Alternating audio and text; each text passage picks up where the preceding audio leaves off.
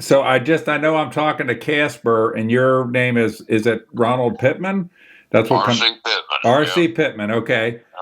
So I live in Clermont County, Ohio, and Mark Smith has been pretty, active here over the years. And there's a group, the Boots on the Ground Bikers for Trump.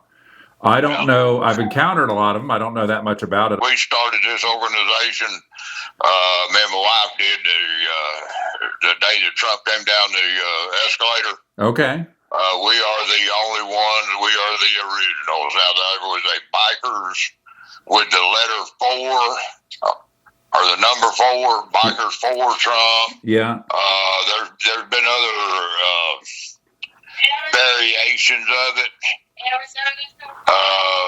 But bikers for Trump, that's always has been. Okay. Now, what's the difference though between you and Boots on the Ground Bikers for Trump? That's us. Okay. Boots on the ground was a term that was used sporadically by Mr. Trump, by okay. The different ones that we held, we did security events for. Now, was Mark Smith part of your? Help me to understand the relationship with Mark Smith. At one time, yes, Mark was the first chapter president. Brad Bostic, who was the Ohio chapter or Ohio president, the state president. At the time, he invited Mark into the group back somewhere around the end of 2017, first of 2018. Okay. And then kind of what's the current status of Mark Smith in the group, or what happened exactly because it says you said in 2018 he was part of the group. Kind of give me just the history of what happened. From 2017, 2018, right along in there, I'm not sure the exact date. Bernie's got all that. Okay. But he came into the group. He was very active with us. He traveled with us. We did over 100,000, Bernie and myself. Okay. My wife, we did over 100,000 miles between, I guess, from 2015 until 2017, the inauguration. We rode over 100,000 miles. We went all over the United States with Trump. And what happened? Like, when did Mark Smith, not be a member or not be in good standing? It actually started when I went down. There was a BLM had $100,000 hit out on me. Oh, okay. BLM and Antifa. Okay. And I was doing a national ride, if you want, what we call it. Okay. I was touching all 4 corners of the continental United States on one motorcycle trip. Okay. And they made 3 attempts on my life, and the 3rd attempt they got me over in a little town called LeCompte, Louisiana. They rammed me with a big Denali, big SUV, while I was on my motorcycle. Huh. Okay. And hopefully you weren't hurt. I died one time before they got me on the table. Okay. But I went through 3 major operations, putting my whole right side, from the top of my hip almost to my knee, is put together with cadaver bones. Ooh, okay. Yeah, I was totally crushed. Okay. And Mark at the time was Mark the VP at the time, Bernie? Yeah, he was a national VP. Right, Mark was the national vice president at the time. Okay. And when I went down, he got elevated to national president. Okay. And he held that position for about 2 years. Okay. And we had a problem with some money being not misallocated, not being reported. Okay. And for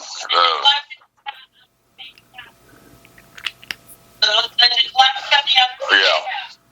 And a big thing was, though, he neglected the organization as a Okay.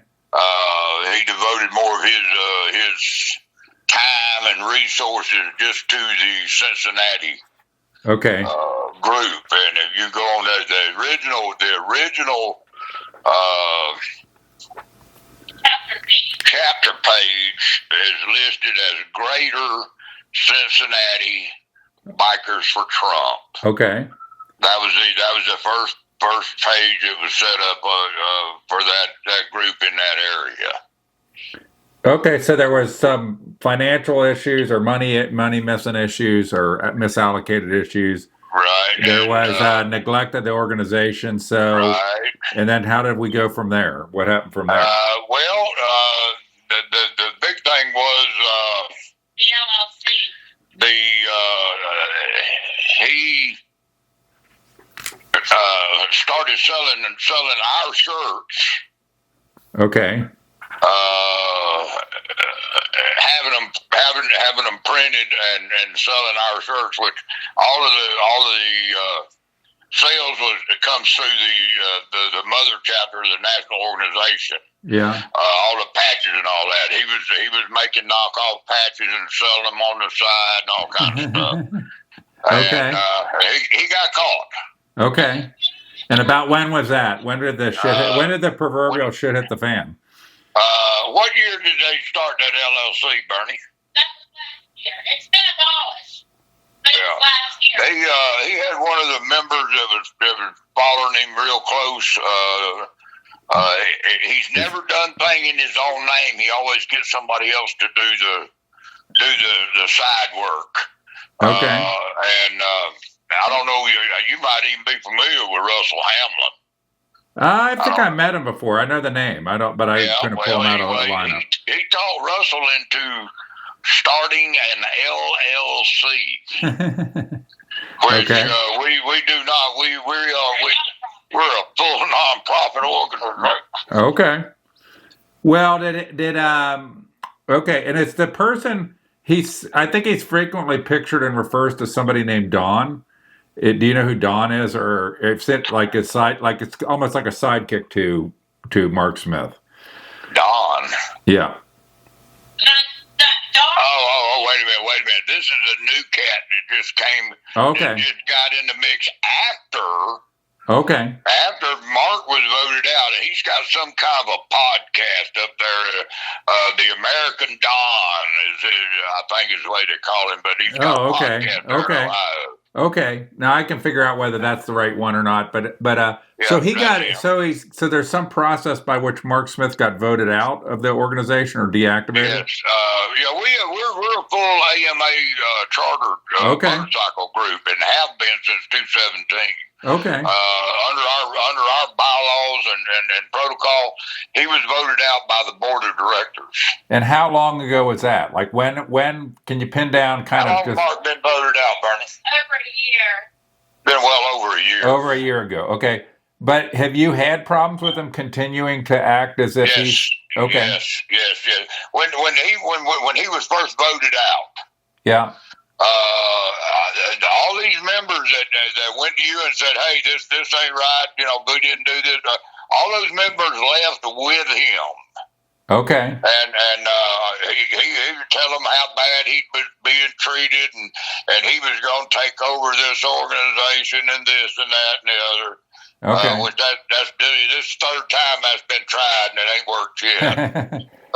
But anyway, that group that left with him was the core group that was in place ever since we started. Okay. So they left with him. Okay. And they were probably about 6 or 8 weeks, maybe 3 months, and I don't think it was that long, but I started getting phone calls from various ones of them. Hey man, this ain't working. This ain't what we went back in. Huh? We went back in the fold.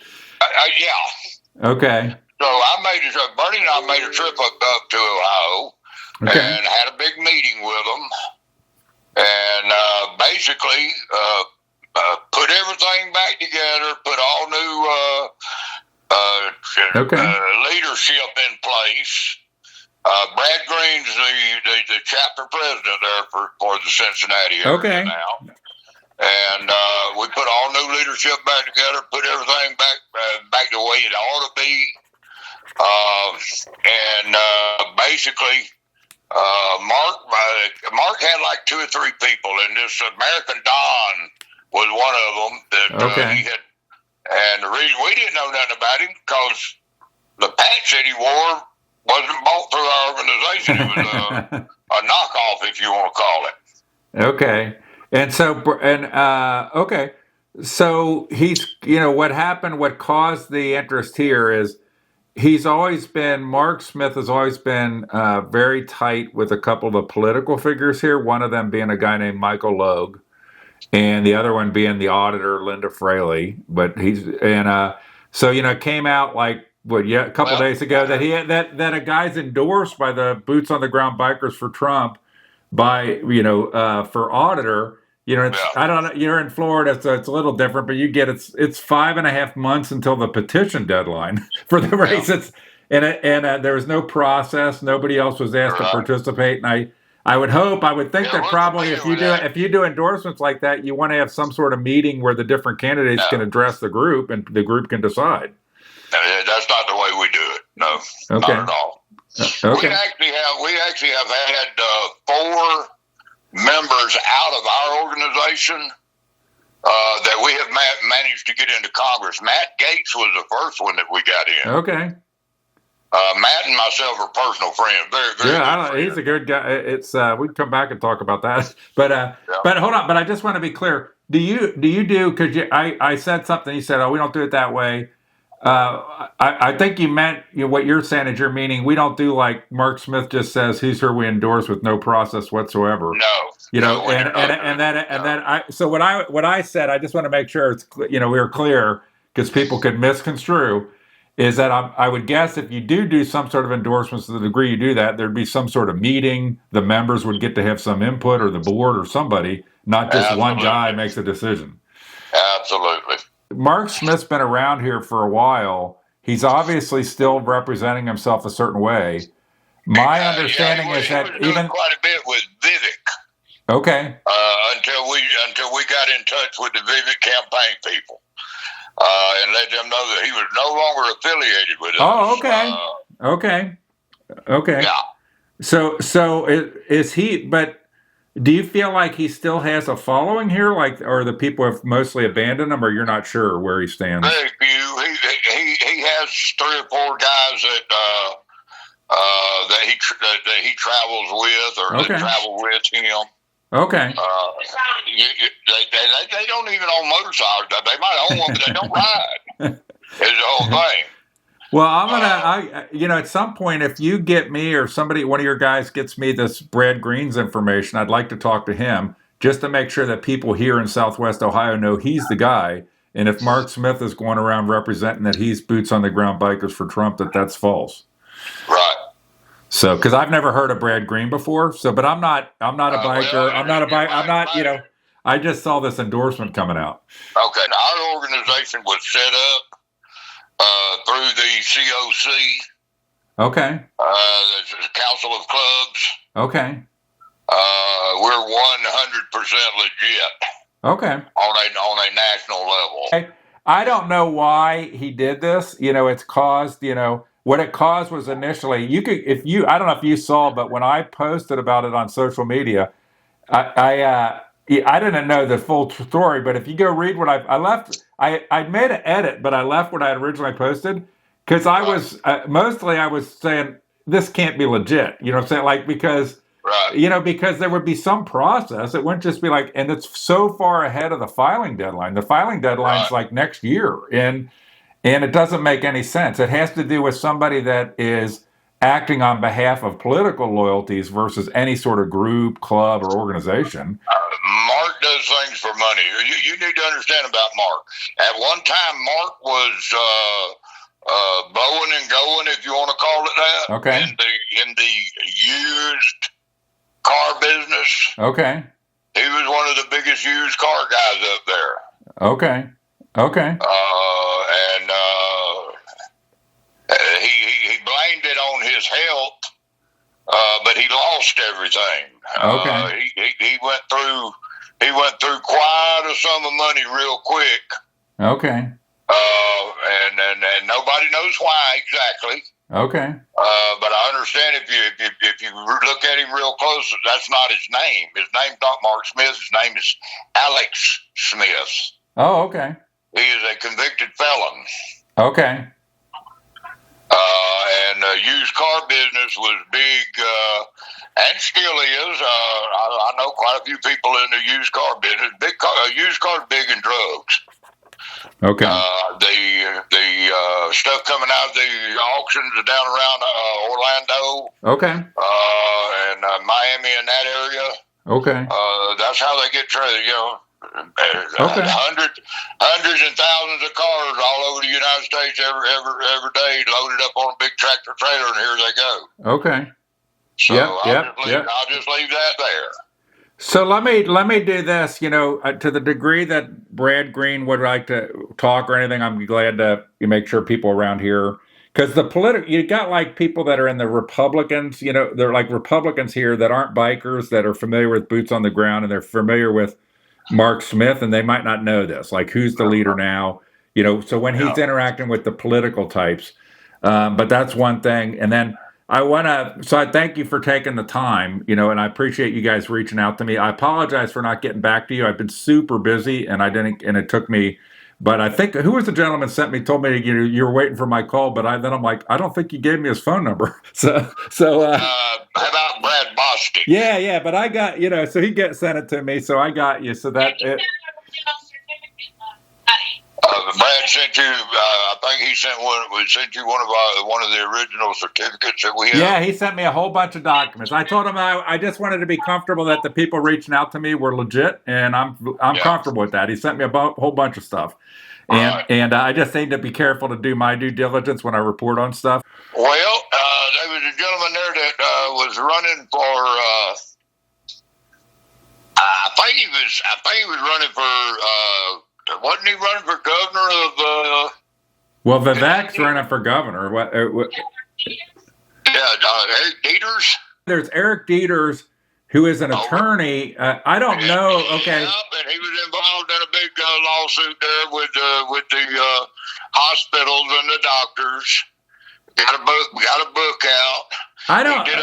Okay, so I need to. What's the? Tell me the connection or why you're bringing this up. Because I'm trying to place the person. Okay, he was running for governor over in Kentucky.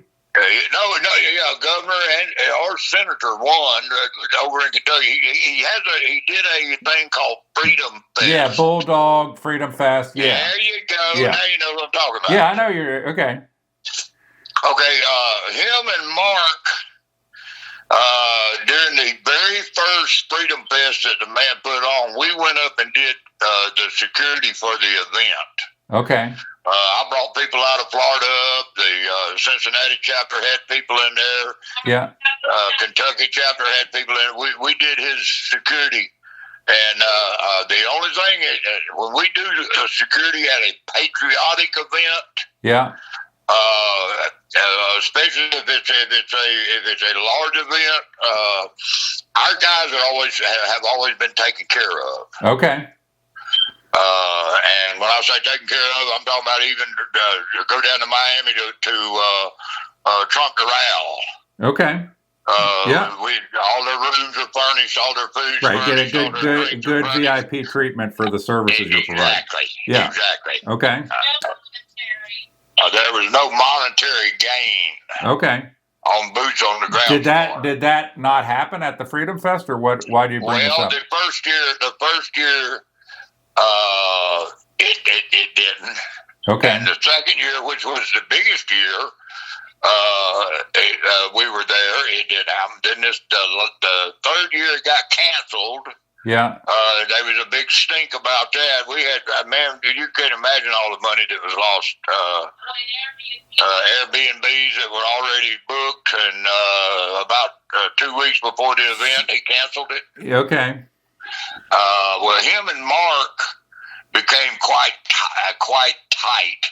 Okay. And from what we found out, there was a sum of money that was paid to Mark Okay. or the group that never got reported and never was entered into Okay. our organization. Okay. Him you know and- what? On the him free. and Mark became real buddy. But our organization, we found out later on that Eric Dieter is not the person that he claims to be. Well, you know what's funny is there was a Trump store not far from where I live, and they were all touting up the Freedom Fest and stuff like that. And I had gone there when they were doing some rally or something, and then I can't remember what it might have been this past year. It would have to be when it was canceled. They were like one year, like the attendance was way less than they expected it to be because they had bought a huge shitload of merchandise, and the attendance was a fraction of what they expected it to be. That was because the year before that, everybody got screwed. Okay. All right. So you're not a fan of Eric Dieter's? No, sir. Well, you know his history. I don't know if you're aware of. So I don't know a lot about him, I know but he was an attorney, and he got basically, kicked out by the club. Which, by the way, a lot of attorneys, if you got kicked out by the club, good. I have a very negative view of most attorneys, but he got kicked out. But then he was like practicing law. He got in trouble multiple times for practicing law without a license after he got kicked out. To my understanding, he owns the law firm. Yeah. So he got kicked out, and then it was like he was saying he was a paralegal or something, which doesn't need to be a lawyer, but he's basically doing all the lawyer stuff still the same way. Right. And that got him in more trouble. But he's got that Bulldog show. I to be honest with you, I have never watched that. I've never watched the Bulldog thing. I see it every now and then pop up like on YouTube or something. Well, the whole thing about Mark is our organization, we put Mark out there in the forefront. Yeah.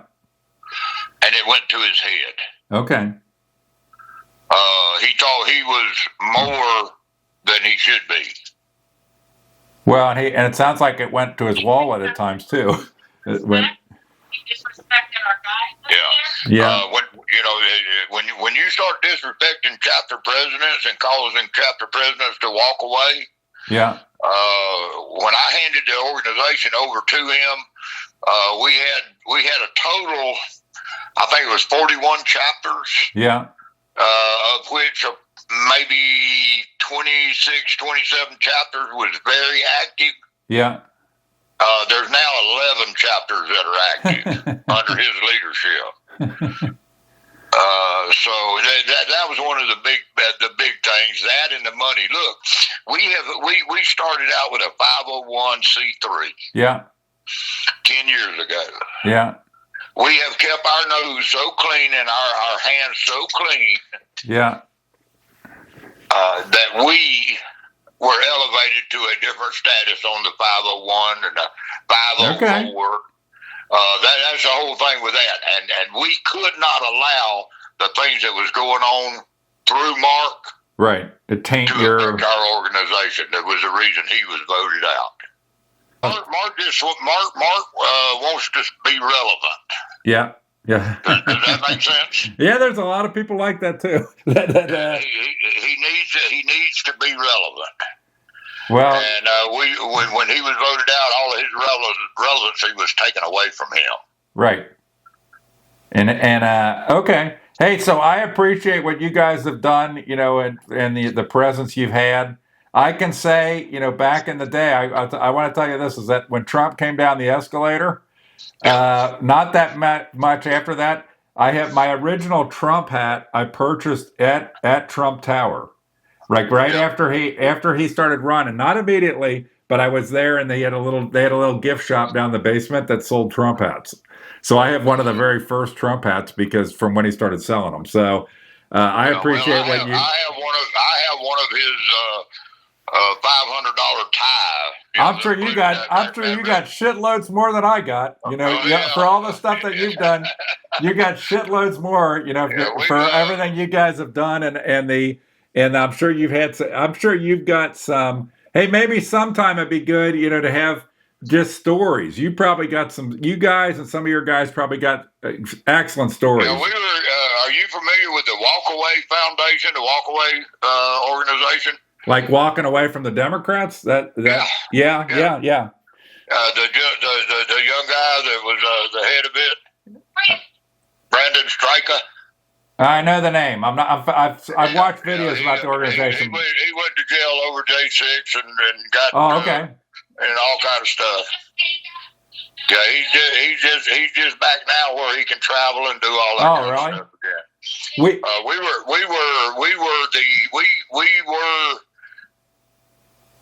the everything for that organization as far as security, setting up rallies, but being a forefront in his organization. Okay.